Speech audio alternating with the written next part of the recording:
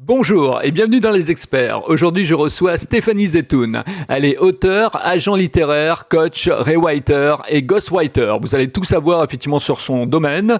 Bonjour Stéphanie. Bonjour Philippe. Alors, peux-tu nous parler de ton parcours pour commencer ? Alors moi, j'ai un parcours assez atypique. Je suis complètement autodidacte dans le domaine de l'écriture, sachant que j'ai fait un BTS Action Commerciale, donc je m'orientais plutôt sur du marketing. Et en fait, à l'âge de 34 ans, j'en avais marre d'être dans des schémas classiques de CDI et d'être salarié. Et je rêvais de travailler pour moi, mais je ne savais pas quoi faire. Et j'avais un peu oublié que toute petite, je voulais être scénariste. Et du coup, c'est en fait un petit peu par hasard. J'ai une amie qui était journaliste et éditrice et qui m'a proposé à une période où je venais de donner ma démission et je cherchais autre chose. Elle me propose de m'occuper de Serge Arias. Alors, je sais pas si vous vous souvenez, pour les plus anciens, à l'époque, il travaillait dans Coucou c'est nous avec Christophe de Chavannes, il tirait les runes.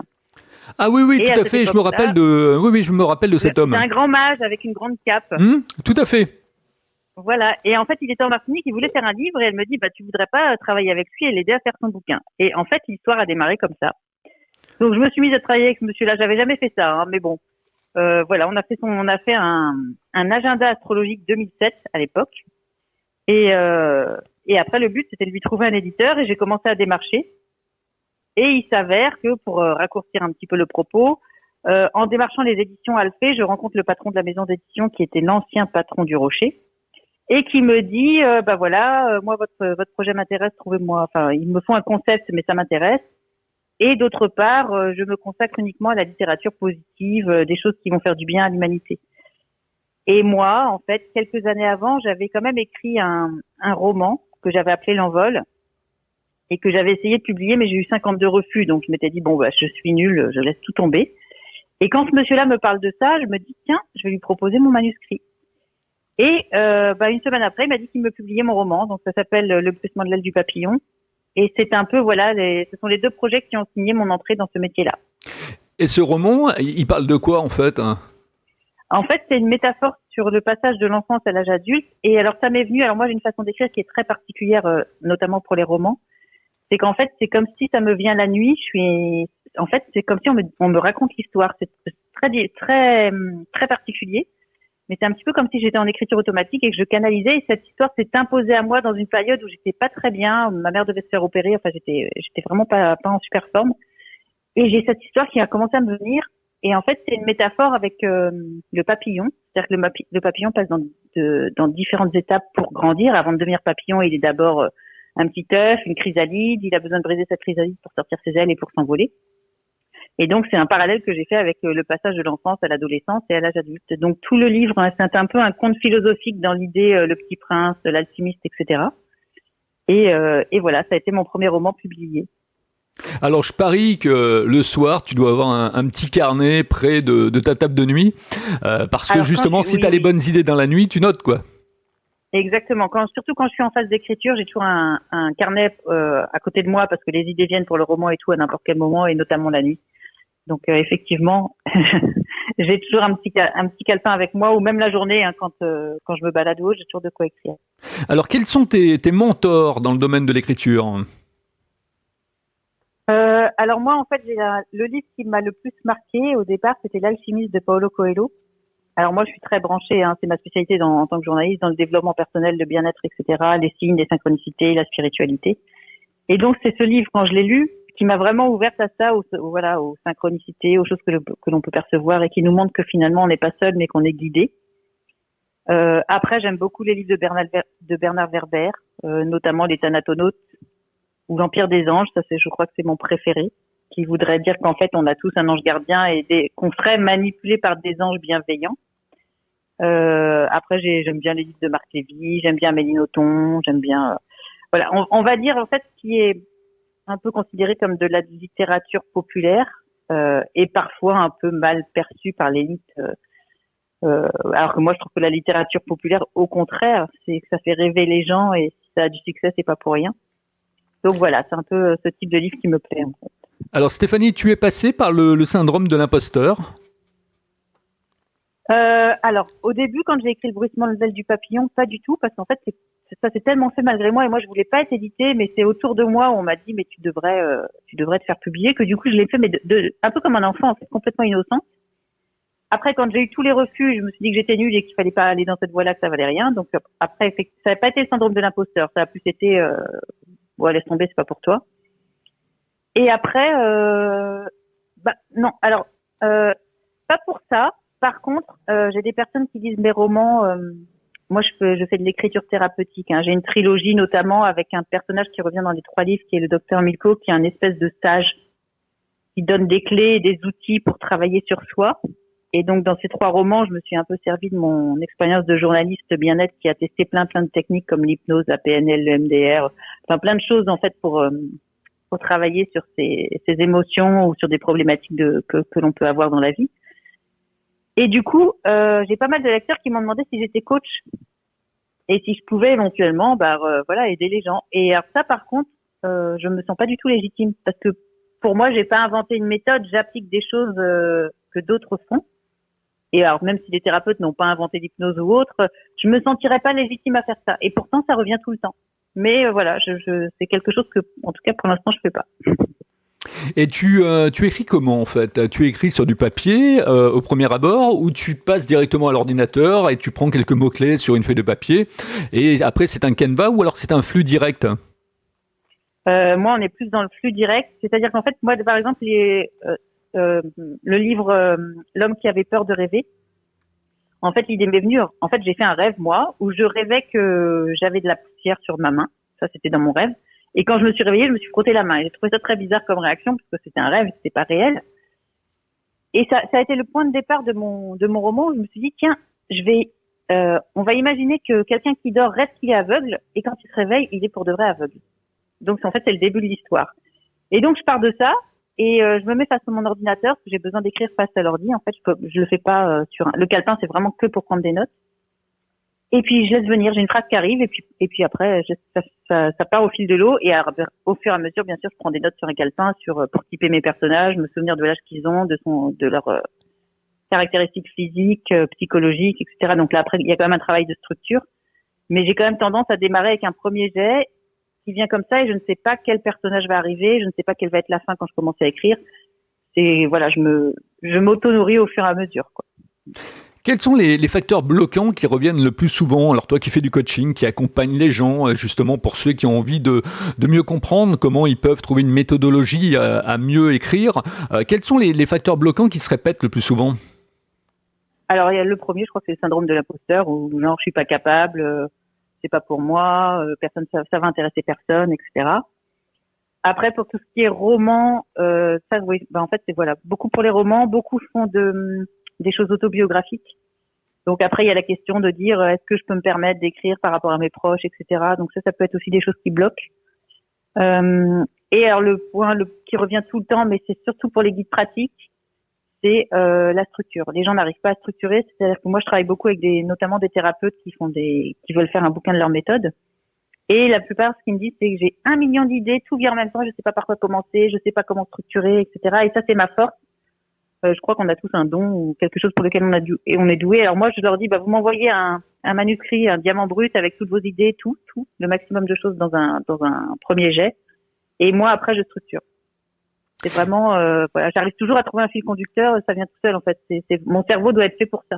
Et alors là, c'est intéressant. C'est ce qui bloque beaucoup de gens. Là, c'est intéressant pour les gens qui nous écoutent, c'est-à-dire qu'il y en a qui se posent vraiment cette question: comment on structure? C'est-à-dire que on fait de la recherche au départ, on se lance dans une idée, on essaye de boucler effectivement le début et la fin. Qu'est-ce qu'il faut faire? Moi, en fait, ce que je conseille aux gens, c'est d'écrire un maximum de tout ce qui leur vient, en fait. Et bien souvent, quand je les accompagne, ils n'ont plus, vu qu'ils savent qu'en fait derrière, je vais retravailler, je vais relire et je vais les aider à structurer, ils n'ont plus ce blocage de dire, oh là, ce que je fais, c'est n'importe quoi, parce qu'en fait, ils savent que ça va être relu et que ça va être retravaillé après.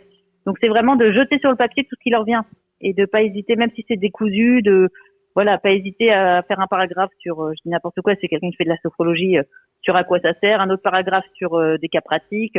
Enfin, voilà, de faire une sorte de brainstorming et d'écrire tout ce qui leur vient. Et à force, une fois qu'on a toute cette matière brute, c'est comme un puzzle. après, on peut réussir à quand même trouver des fils conducteurs et s'ils n'y arrivent pas, c'est là que j'interviens, moi, pour les aider et à trouver une logique dans leur démarche. Il y a pas longtemps, j'ai eu une jeune femme qui voulait écrire un livre, un guide pratique en lien avec des études qu'elle a faites sur l'écologie, etc. Et vraiment, alors quand elle m'a raconté son projet, ça partait dans tous les sens. Et on a fait un coaching d'1 heure au téléphone où je lui ai fait son plan. Et après, du coup, elle a plus qu'à mettre à l'intérieur du plan ce que je lui ai dit. Après, il y aura un travail de relecture, etc. Mais au moins, je lui ai fait un premier plan en 4 parties, qui pour moi était tellement évident, mais pour elle, c'était, elle a pas du tout vu ça, quoi. Alors si demain j'ai besoin de tes services, combien ça me coûte, comment ça se passe et quel est le mode d'emploi? Alors moi, en fait, pour les tarifs, c'est du sur-mesure parce que ça sera jamais le même prix sur un livre qui va faire 50 pages, un livre qui va faire 500 pages, et tout dépend de ce que va me donner la personne, c'est-à-dire si elle écrit un minimum ou si elle écrit pas du tout. Il y a des gens, j'ai leur manuscrit brut et j'ai juste à relire et je leur fais une fiche de lecture avec des préconisations, mais en fait le travail est quasiment fait. Donc là, ça peut être, je sais pas, 400 € la fiche de lecture avec tous les conseils, toutes les préconisations à apporter au livre pour qu'il ait un maximum de chances pour être édité, pour les gens qui veulent se faire éditer par un éditeur. Parce que c'est pareil, il y a des gens qui préfèrent s'auto-éditer, donc ça c'est un choix à faire, une réflexion à avoir par rapport à son projet. Et étant donné que moi je suis journaliste et que je reçois aussi les communiqués de presse de tous les bouquins qui vont sortir et que je travaille avec une dizaine d'éditeurs comme directrice d'ouvrage, je sais à peu près quelles sont les attentes du milieu en fait, parce que faut pas se leurrer, un éditeur il veut faire de l'argent, il va pas publier votre livre pour vous faire plaisir. Et il faut savoir qu'avant le Covid, il y avait un manuscrit sur 1000 qui se signait, alors pas pour les romans, que pour les guides pratiques. Depuis le Covid, je pense que c'est beaucoup moins, c'est devenu de plus en plus difficile de se faire éditer. Parce qu'il y a du retard, etc. La situation est très compliquée avec les éditeurs. Donc, des fois, moi, j'avais une personne qui m'avait envoyé un manuscrit qui était très, très joli. C'est quelqu'un qui canalisait une médium avec il y avait à la fois des poèmes, à la fois des récits, à la fois des conseils, etc. Alors, c'est très joliment écrit, mais je lui ai dit clairement que, en l'état, c'était un ovni et qu'aucun éditeur n'en voudrait. Parce que eux, ils aiment bien faire rentrer les gens dans des cases et si ça rentre pas dans les cases, ils se disent que ça va pas vendre, que le libraire ne saura pas dans quel rayon mettre le livre. Et du coup, cette personne l'a mal pris en disant mais comment vous pouvez m'inciter à refaire mon livre? Je fais non, je vous dis pas de le refaire, je vous dis pas que c'est pas bon, je vous dis juste que ça ne correspondra pas aux demandes des éditeurs. Après, la personne peut essayer de son côté et tant mieux si elle trouve l'éditeur qui va oser miser sur elle. Mais moi, par rapport à mes contacts, je prends pas un livre en fait si je pense que je vais pas pouvoir le faire publier et je croise les doigts. Mais aujourd'hui, tous les clients que j'ai pris, ils ont signé. Mais si je sens pas le projet, je le fais pas. Alors aujourd'hui, qu'est-ce qui marche justement? Qu'est-ce que les éditeurs attendent de la part d'un écrivain, d'un livre? Qu'est-ce qui marche? Quelles sont les tendances? Alors le roman c'est très difficile parce que pourtant il y a des ventes, il y a des ventes, mais les éditeurs sont quand même très frileux si la personne n'a pas une bonne communauté ou un gros réseau qui va leur assurer des ventes. Et je vais vous dire une chose, qu'est-ce qui marche? Si vous avez une très très forte communauté qui vous suit sur les réseaux sociaux ou si vous avez un parrain, par exemple quelqu'un de connu qui va préfacer votre livre, ça peut aider. Mais après vous donnez le livre qui va fonctionner, je pense que personne n'a la recette, sinon tout le monde le ferait. Et il y a des tendances, il y a eu la tendance des romans feel good, donc moi j'en ai écrit 3 mais maintenant c'est en train de chuter parce qu'il y en a eu trop, donc il y a beaucoup moins les éditeurs qui avaient commencé à en faire n'en font plus. En fait, il y a des effets de mode aussi, il y a des vagues. Mais tu parlais de développement personnel, par exemple. Est-ce que ça marche encore, ça? En fait, ce qu'il faut, c'est trouver un angle un peu atypique qui va être différent, parce que je pense que les sujets, en fait, sont un peu toujours les mêmes. Mais il faut essayer de l'aborder d'une façon originale que les autres n'auront pas traité, ce qui est le plus difficile, en fait. Mais je pense que il y a quand même encore un créneau parce que vous avez quand même des gros éditeurs spécialisés dans ces domaines-là qui marchent, qui fonctionnent et qui continuent à publier des livres. Mais faut trouver l'approche et la façon de parler du sujet qui va se démarquer de ce qui a déjà été fait, quoi. Et les livres à série, je pense à ces best-sellers, effectivement, les fameuses 50 nuances qui sont sortis en 1, en 2 et en 3. C'est comme Harry Potter également, c'est des livres à série. Est-ce que ça marche, ça, encore?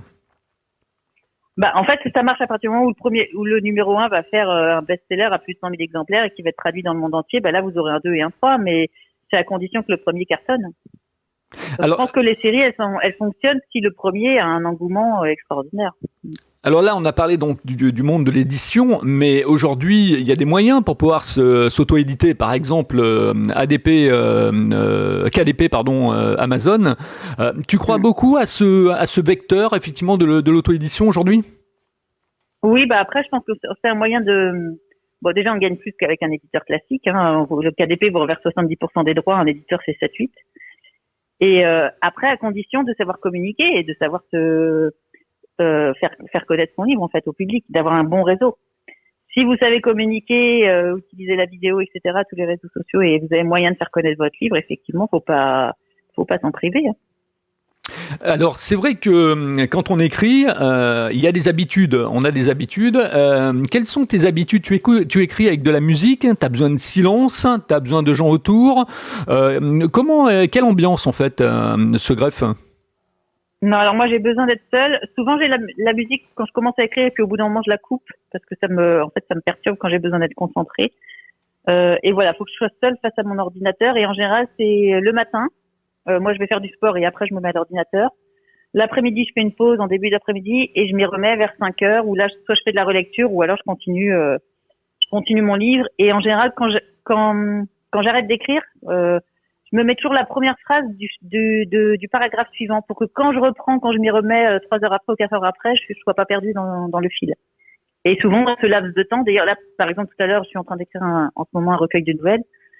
Et j'ai fait une petite pause chez les premiers machines et quand je suis revenue, je me dis tiens, il faut que je rajoute dans le paragraphe qu'il y a des clauses de confidentialité dans tel truc avec le personnage machin chouette. Donc ça, je me suis mis sur un petit papier et dès que je vais rallumer l'ordinateur tout à l'heure, je vais le rajouter dans le paragraphe en question. Alors ça, c'est intéressant les nouvelles parce que il y a plein de gens qui nous écoutent et qui sont intéressés par les nouvelles, qui écrivent des nouvelles, qui voudraient faire un recueil. Et là, justement, quelles sont les règles? Quand on fait des nouvelles, il faut qu'il y ait combien de pages par nouvelle? Et ensuite, le recueil doit se constituer comment? Je pense qu'il n'y a pas de règle. Après, les éditeurs, est-ce qu'ils prennent des recueils de nouvelles? Je pense que c'est pas très tendance, en tout cas pas actuellement. Donc, ça vaut mieux cibler l'auto-édition. Enfin, moi, je pense que c'est ce que je vais faire avec mon recueil de nouvelles. Après, je pense qu'il n'y a pas de règle entre une dizaine de pages par nouvelle ou voire plus. C'est totalement correct. Après, moi, je pense que ce qui est bien, c'est que quand même le recueil ait un fil conducteur. C'est-à-dire qu'il y a une thématique qui relie toutes les nouvelles entre elles. Et puis il y a donner justement un sens au livre. Il y a la couverture aussi. Alors ça c'est le gros morceau, la couverture, parce qu'une bonne couverture fait vendre. Et aujourd'hui, quels sont les secrets pour pouvoir réussir une belle couverture? Là, je pense qu'il faut s'adresser à un maquettiste, repérer quelqu'un qui fait des couvertures qui sont un peu dans le style de ce que vous aimez ou des dessins, et ensuite travailler avec la personne. Moi, par exemple, pour le jour où j'ai appris à danser sous la pluie, qui est édité chez Très Daniel.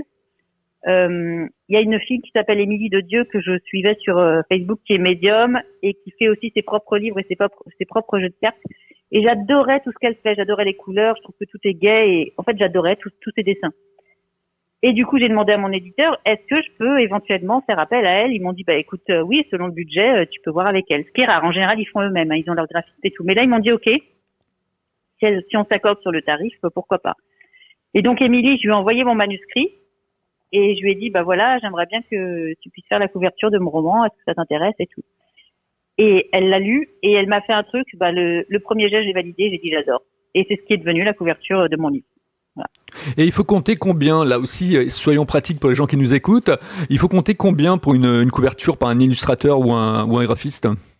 Alors là, moi je ne sais pas parce que c'est la seule fois où j'ai fait appel à elle et elle a traité directement avec l'éditeur. Et moi, j'ai jamais fait appel à un graphiste à titre perso pour me faire une couverture. Donc, je pense que c'est un milieu où il doit y avoir, selon la personne à laquelle vous faites appel, il doit y avoir un peu tous les tarifs. Et peut-être aussi choisir quelqu'un qui correspond à l'histoire, ou en tout cas à la thématique du bouquin, quoi. Moi, je sais qu'elle a aimé ce que j'ai écrit et qu'en fait, on était sur la même vibration. Donc, forcément, vu ce qu'elle fait, ça faisait écho chez moi. Je pense que quand elle l'a lu, ça a fait écho et tout de suite, elle a été inspirée. Si ça ne l'avait pas été le cas, je pense qu'elle m'aurait dit, Stéphanie, je suis pas inspirée, je fais pas la couverture. Donc, faut être sur vraiment le même plan vibratoire pour que l'image corresponde au livre. Mais après, je pense qu'on va pas vers les gens par hasard. Oui, non, ça c'est certain. Au niveau du coaching, donc de ton accompagnement au niveau de l'écriture, est-ce que les gens reviennent te voir ou est-ce que c'est du one shot? En fait, je fais des ateliers d'écriture, par exemple, avec différents thèmes. Il y a par exemple sur mon site internet madamebienet.com, j'ai une rubrique Prête-moi ta plume avec les actualités. Et là, je détaille en fait tout ce que je peux faire au niveau des ateliers d'écriture, donc soit en présentiel ou soit à distance, et avec par exemple les personnages, comment réussir à travailler sur les personnages, la communication. C'est des ateliers en général de 2 heures avec des thématiques bien précises, et chaque personne peut choisir l'atelier qui lui semble le plus approprié à ce qu'elle souhaite travailler. Donc il y en a un sur les guides pratiques pour justement apprendre à structurer. Et en gros, chaque atelier se compose de 3 exercices. Donc je leur demande de faire les exercices en question et derrière je les corrige. Quels sont les personnages, Stéphanie, qui te passionnent, sur lesquels tu aimes les faire évoluer au travers d'une histoire? C'est-à-dire? Ils ont quel caractère, ces personnages? Quel est leur persona, si on peut dire? Je sais pas s'il y a un dénominateur commun dans tous mes livres, et par rapport. En fait, chaque livre a un personnage différent. Ça peut être de l'homme toxique, imbuvable, voilà, qui a une personnalité détestable, à la personne qui est plus,